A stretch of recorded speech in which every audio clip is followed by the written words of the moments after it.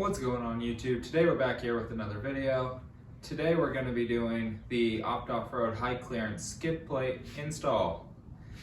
So in the last video we installed our high clearance radiator into the 4Runner, and that was the first step in order to install our skid plate. I got the weld it yourself skid plate version, so I got my welder here. We'll get that fired up. They also offer a already welded version, so if you don't have a welder, it might just be easier to go about it that way. But since I already have the machine, I can save a couple bucks doing it myself that way. Here is the skid plate. I just have the skid plate that'll be replacing what the factory skid plate would have covered. They do offer a full body portion that'll cover the transmission and transfer case, but I just opted for this portion that stops at the power steering, the rack and pinion. The reason I decided to go with that option is in my time off-roading, I never had a huge issue with scraping anything behind the rack and pinion. So just keeping factory coverage, but in this more durable, higher clearance version will be great. So here are our handful of gussets that will weld onto the skid plate. I'm just gonna go over the skid plate areas we'll be welding, clean it up a little bit with like a wire brush and a grinder, just to make sure we got good metal. I can say for certain that if you were to order this welded from Offroad, that it will come with higher quality welds than you're gonna see me produce today. I know that my welds are adequate, but they might not quite be the prettiest. Let's get to it. Also, if you did get the already welded version, and you won't be welding this yourself and you want to just skip to installing it on the vehicle, go ahead and fast forward to this timestamp right here. Here we are with the skid plate. I got all the little gussets put into place where they belong. I went over the skid plate in every spot. We'll be welding with the wire brush attached to the drill. And I put all the little gussets, I clamped them into the vise and used the same wire brush and went over all of those just to try and make sure we're welding on clean metal to give us a better chance. So these little teeth marks you can see here are just from the little surface scratches from being put into the vise. But everything is mocked up roughly where it'll be. These just kind of rest in place where they go. We'll tack it all in place. And so the way I'm going to go about it, I'm going to give it a couple tacks on every one of these. And then these, you can see, like if I pull this up through all these holes, after I tack it from this side, I'm gonna weld all of those first and then come back over and then just run the whole way. And I don't have a welding table, so I'm just gonna be welding on the ground from a kneeling position. But I got my welder here, and since the skid plate is angled, it'll be nice and easy to just clamp the ground to one side and get to welding. Might need to go over with the wire brush a little spot there where we're going to clamp the ground to. I got the skid plate tacked up. I did want to add the skid plate itself is 3/16 of an inch. The majority of the gussets are 1/4 inch, and then I believe this one measured at, let me double check, It measured at 12 gauge. This one right here. So, just to help you out with getting your settings for your machine. But now that I got it tacked up, I'm gonna flip it over and we'll start a little time lapse of me welding the rest of this.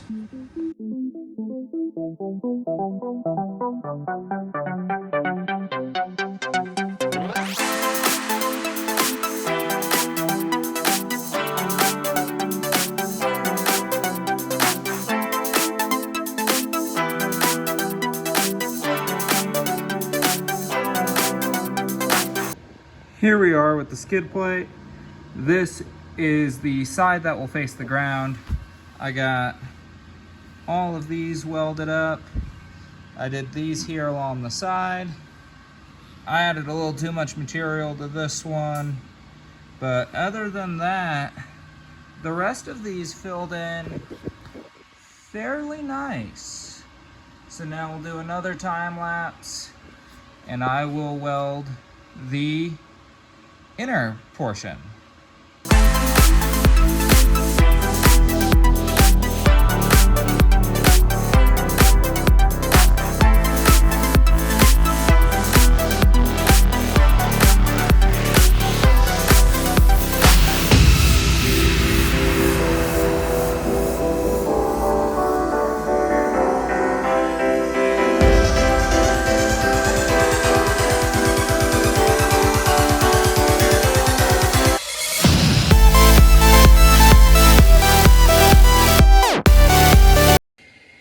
It's the next day now, and I've given this plenty of time to cool down. It doesn't necessarily need to cool overnight, just long enough to be cool enough to touch it.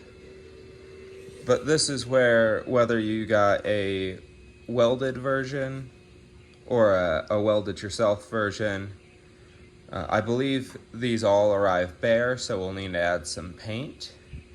Before painting, I'm going to go over the skid plate again with the wire brush, both on the front side and the back side. That way there's just no imperfections or coatings on the skid plate, so the paint has something to stick to a little better. And then I also saved the box from the radiator. That way I have something to save the paint from getting all over the floor. I went over the whole skid plate with the wire brush, and I wiped it all down. That way we don't have any little metal particles. Now, they recommended, Offroad recommended using Steel-It paint. Steel-It paint runs about 30 bucks or so a can.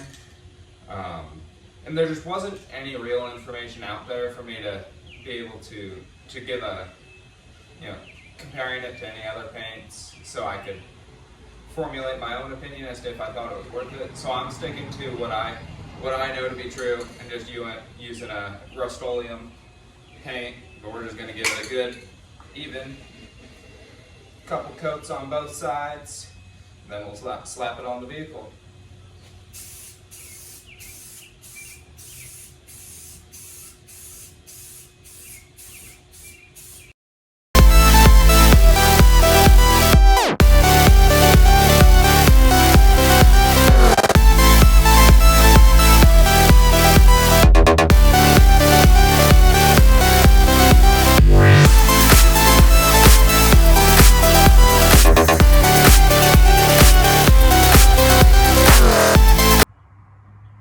Now that we finished painting our skid plate, the last bit we have to do is to attach our Offroad decal. The decal itself is made out of stainless steel, so you don't need to worry about painting it or it rusting. And that's what these two little holes here are for. It does come with this included little press fit hardware, which I believe you're supposed to tap in from the front and then be able to support it and then tap it from behind to kind of give it that snug fit, and that way you round over the metal on the back in order to secure it. Because at least when I tried on mine, just tapping it in from the front didn't give it a very snug fit, so the little placard wasn't able to hold. So what I opted to do instead, since I was having a hard time with these, is I just drilled out the holes just a smidge bit more to 3/16, and I'm going to rivet it in. I was testing between the holes that are already there were somewhere between a 5/32 and a 3/16, so it just took a smidge to drill it out to a 3/16.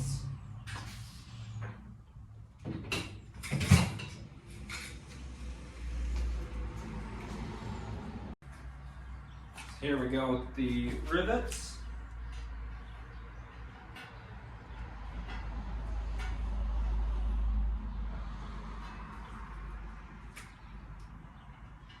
And if you have a hard time with the included hardware, this is an easy solution if you already have a rivet gun.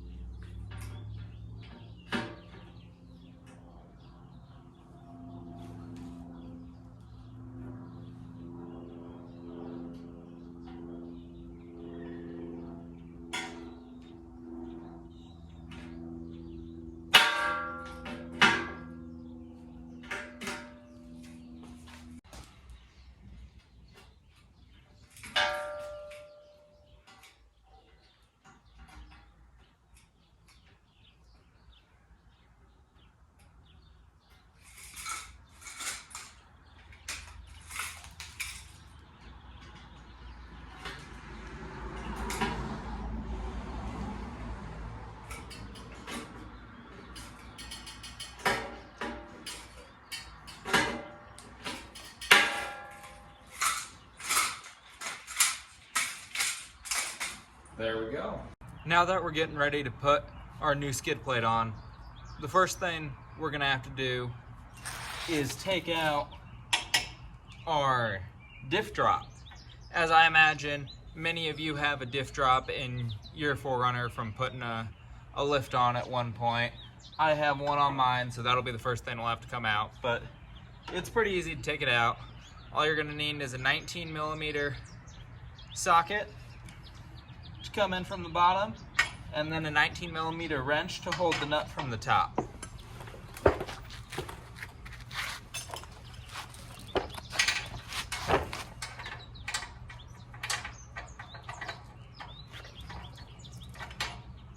And while doing this, I decided to put my 4Runner up on some just some little ramps.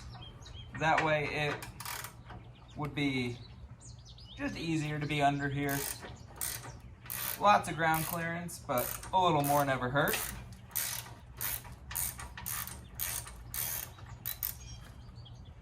There we go, comes pretty nice and easy.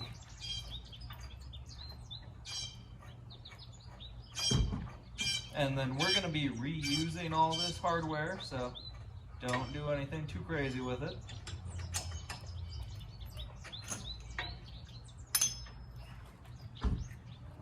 There we go, just like that. That's one side. With this Offroad skid plate, they include 5 new main bolts and then ramp washers for the skid plate bolts. That way you can protect your nice diff bolts, since those ones are a lot bigger, more expensive. The nice thing about the new hardware that's included with the skid plate is that they're a low profile torque spit style. So they also help with this whole high clearance aspect.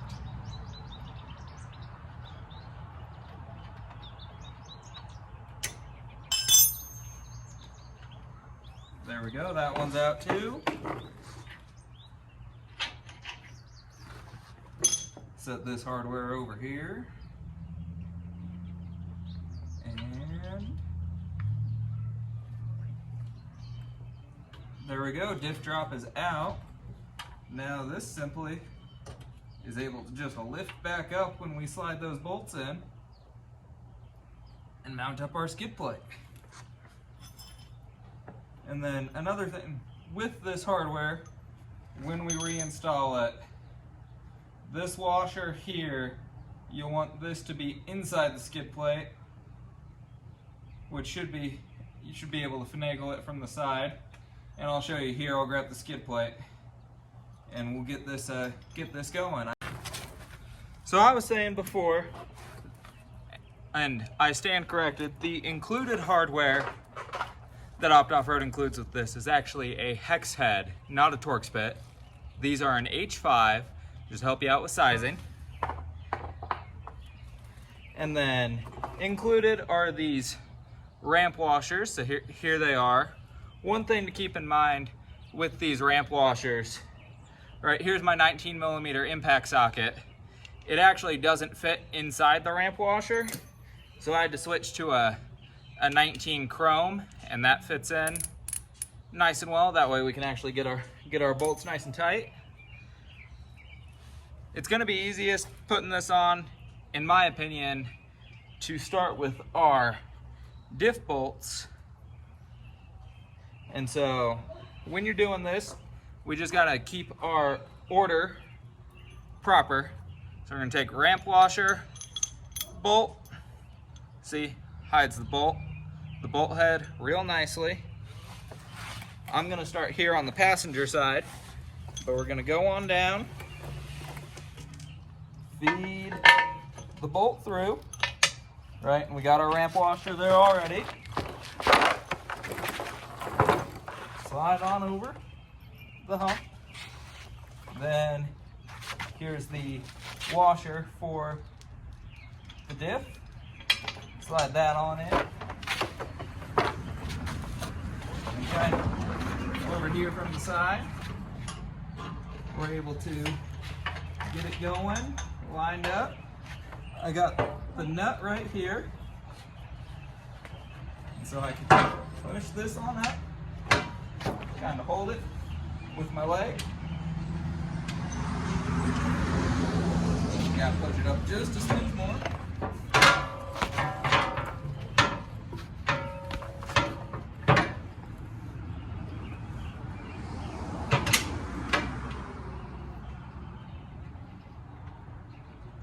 There we go, I got the nut started.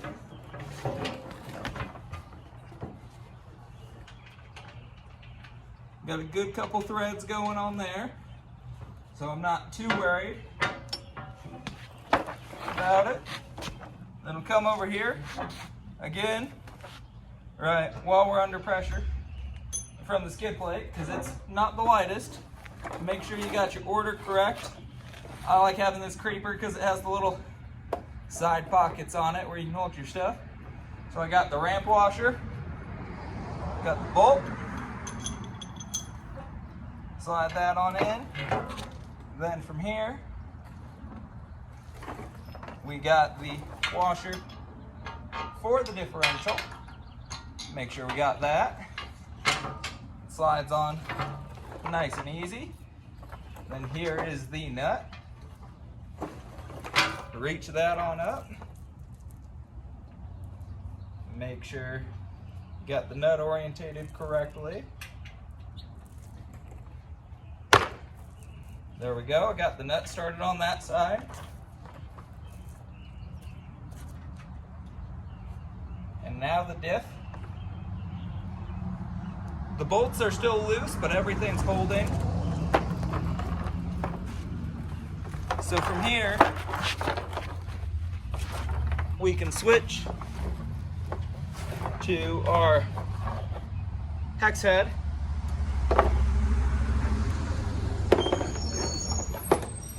And get these bolts started.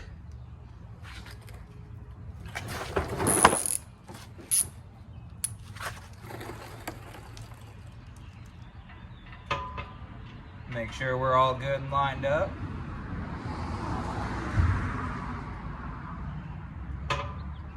And there's play in the openings for these bolt holes. That way you have some room to adjust, you know, front to back, left to right. Since everyone's vehicle is going to be a little different. One thing to check with this, some people's cross member here gets damaged from just years of use, years of off-roading. And so if yours is damaged, Offroad does sell a just a nice metal replacement that you can cut out your old one and weld the new one in. So I got that bolt started. Get this one back here started.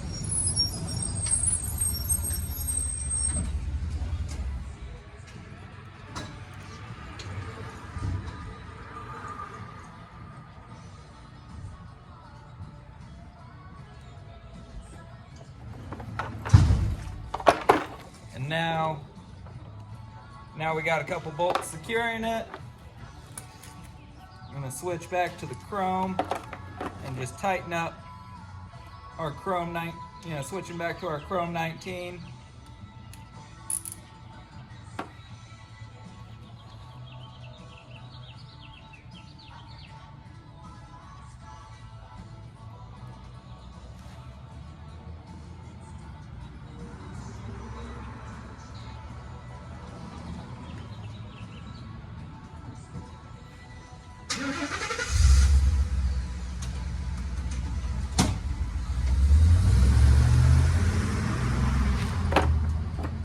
Now that we got a bolt here and a bolt here, giving us a little bit of our front to back, left to right guides, switch back to our chrome 19 and need our box end wrench.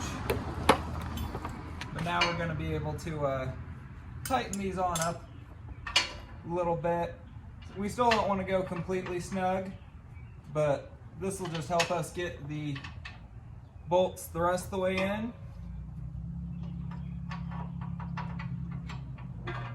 So now with the skid plate, since it does provide more coverage, it's a little bit harder to get your wrench in. Trying it from this side.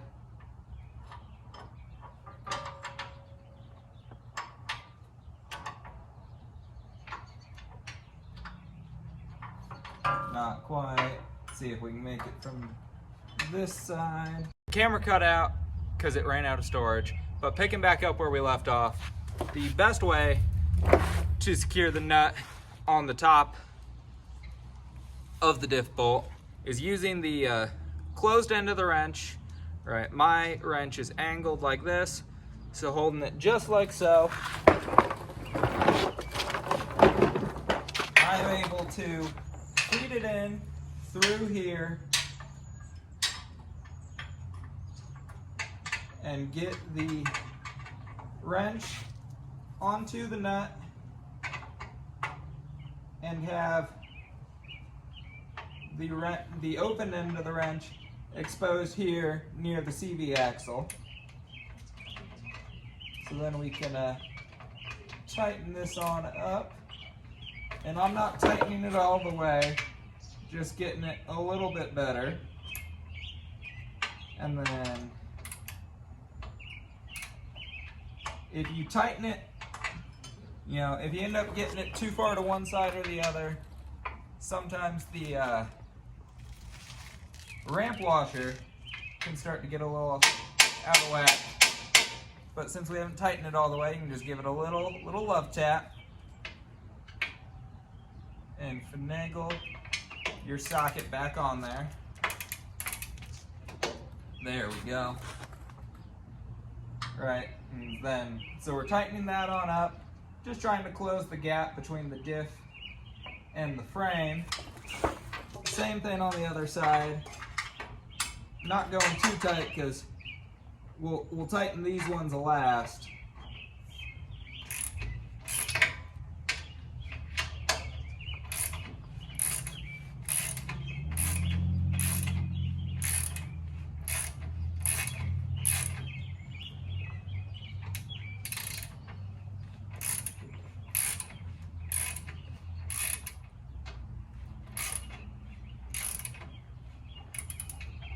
There we go. I've closed up the gap a good chunk of the way. So we'll just go a little bit more.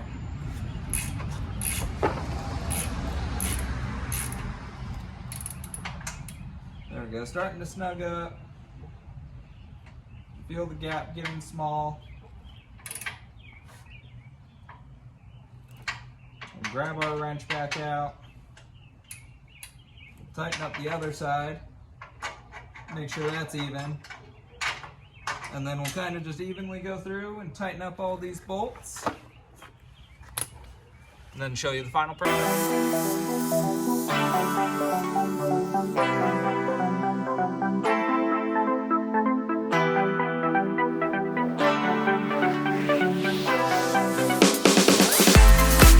Now that we got the skid plate installed, all the bolts tightened, I wanted to walk you through how it looks now.